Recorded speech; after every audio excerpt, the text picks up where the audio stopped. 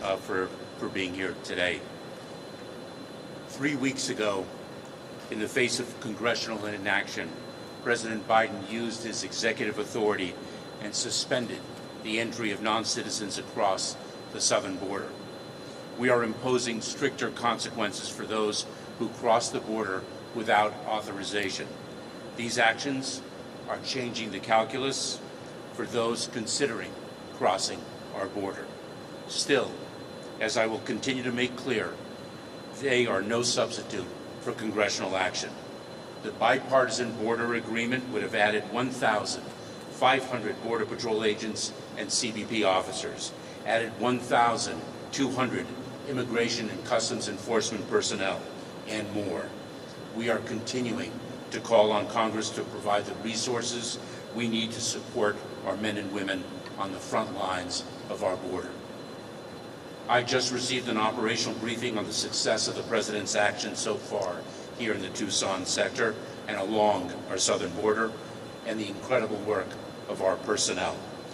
Our team did an exceptional job quickly implementing this new policy, and we are already seeing the results. Here in Tucson, we have seen a more than 45% drop in U.S. Border Patrol encounters since the President took action, and repatriations of encountered individuals in Tucson have increased by nearly 150%. As a result, in Tucson we have seen a more than 80% decrease in individuals placed into immigration proceedings and our backlogged court system. Across the entire southern border, Border Patrol encounters have dropped by over 40%. We are removing more non-citizens without a legal basis to stay here, nearly doubling the rate at which we are removing non-citizens directly from Border Patrol custody here in Tucson and across the southern border. In 3 weeks, we have operated over 100 international repatriation flights to more than 20 countries and removed or returned more than 24,000 individuals.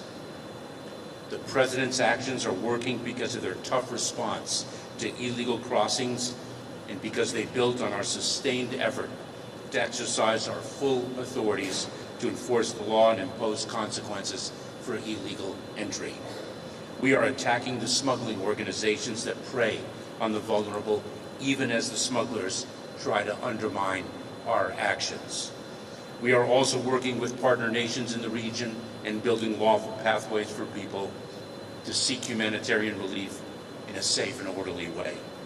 This is all being executed by our incredible personnel: CBP Border Patrol agents, field operations officers, air and marine agents, ICE ERO officers and HSI agents, USCIS asylum officers, and others in DHS and across the federal government have done incredible work implementing the President's executive actions and meeting the challenges at the border. I want to recognize the leadership here and the people whom they lead, some of whom are behind you, for the incredible work they do every single day, so very many of them in personal risk.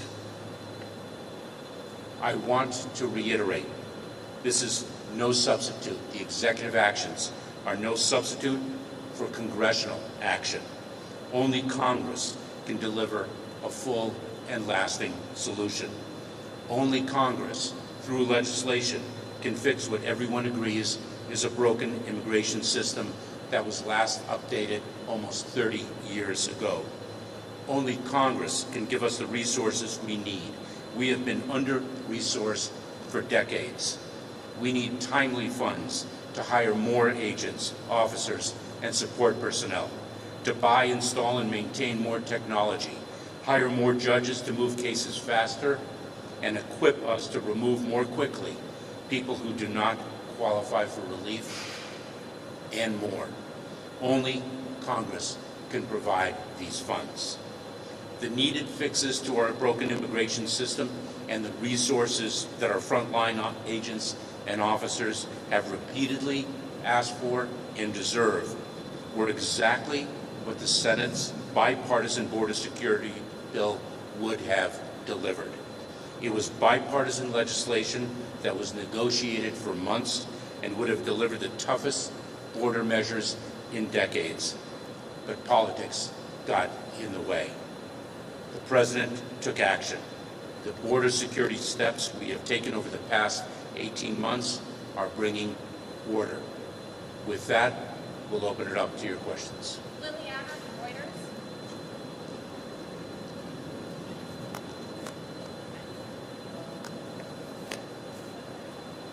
Elisa, KJCZ. Alicia, question.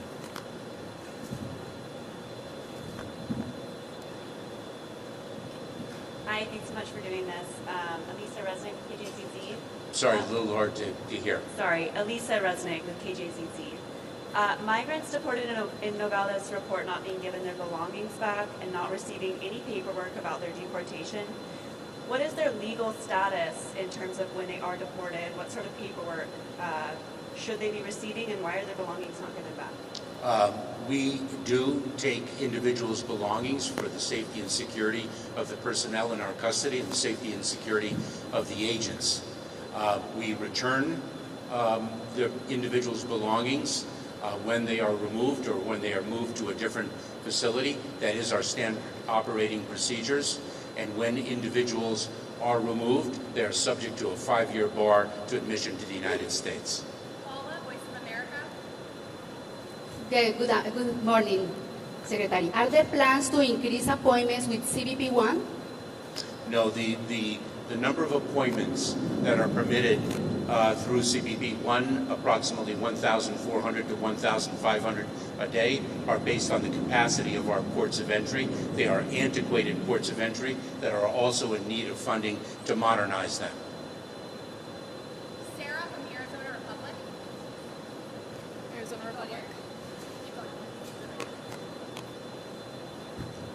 Hi, I'm Sarah Lapis, Arizona Republic. Does anyone detained while this order is in place get an entry ban of some kind to the U.S.? And is that a violation of asylum law? I'm sorry, I didn't quite get the first part of your question, but I can assure you of one thing, and that is that we comply with the law. We comply with asylum laws, and we comply with enforcement laws as well. Allie Bradley. Hi, Secretary. Thank you for being out here today. Obviously, the media, the nation has had their eyes on the brutal crimes committed recently by illegal immigrants.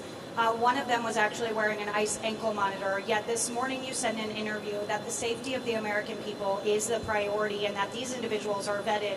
But we know in our conversations with the ICE director, we've heard the FBI director say that there are significant gaps in intel. So what would you say to reassure the American people that they are in fact safe? And what would you say to the families who are mourning their loved ones because of these migrant crimes being committed? Well, let me start where you ended. A message to the families is, of course, our hearts are with them, given their suffering. The safety and security of the American public is indeed our highest priority. We screen and vet individuals when we encounter them. If we learn of derogatory information subsequently, later in the process, then we take enforcement action accordingly. The individual who's responsible for a heinous criminal act is the criminal, and we need to bring the full force of the law to bear on that criminal, just as I did for 12 years as a federal prosecutor. We encountered dangerous people then, and we prosecuted them accordingly, and that will indeed continue. For doing this. So you said you comply, but there's reports of migrants being returned to Mexico who... Being returned to Mexico. Migrants being put in an expedited removal to Mexico that said they manifested fear, but that fear wasn't heard, and it's not one, it's many cases. What do you have to say about that? Our agents and officers, not only in the United States Border Patrol, but in U.S. Citizenship and Immigration Services across the enforcement agencies and the humanitarian relief agencies that are part of the Department of Homeland Security, are well trained in identifying individuals who manifest fear, whether they vocalize that manifestation or whether there are signs physically of fear. They are well-trained and expert. They follow the guidelines that we have provided to them. Individual who does not establish a basis to remain in the United States will in fact be removed. We are enforcing the law. Philo, CBS. Hello, sir. How's it going? Your department recently arrested 8 men from Tajikistan due to terrorism-related concerns. Is your department taking any new steps to better screen, identify, and detain migrants who may pose a threat to national security? And are there other migrants out there released by your department that you are concerned about from a national security perspective? Camilo, let me reiterate the foundational point that the safety and security of the American people are our highest priority. If an individual is of concern from a national security or a public safety perspective, they are a priority for detention. The 8 individuals whom you referenced are in fact in custody. We did not have derogatory information when they were first encountered.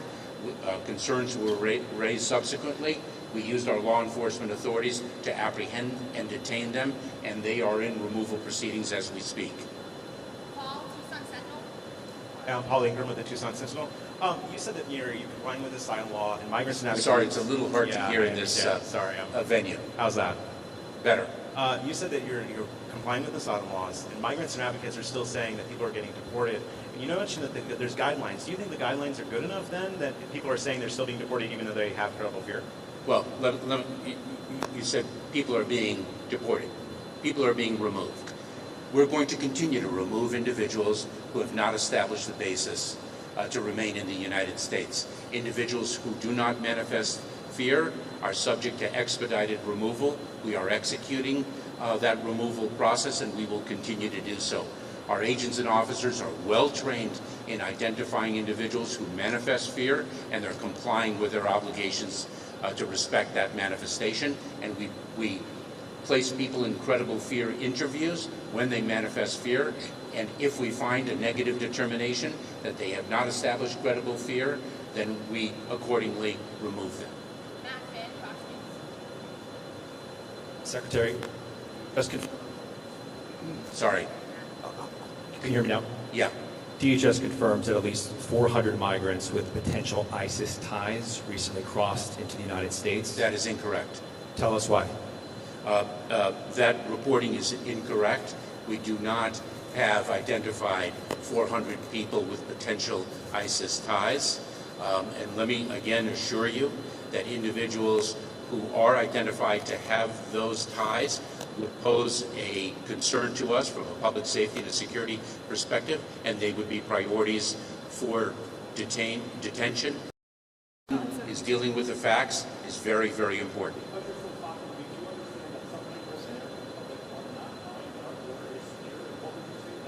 I've answered that question many, many a time. Last question, local NPR. Hi, Secretary. Thank you. I wanted to ask, when people sign paperwork to get voluntary return, are they then banned from making the CBP appointment? And same question, but if they refuse to sign the voluntary return paperwork? If an individual does not agree to voluntary return and they fail to establish a basis to remain in the United States, then they are subject to removal. And when they are removed, they are then subject to a bar to admission to the United States. If an individual has agreed to and been returned voluntarily, are they eligible for a CBP-1 appointment? They are. All right, that's all we have time for. Thank you. Thank you all very much.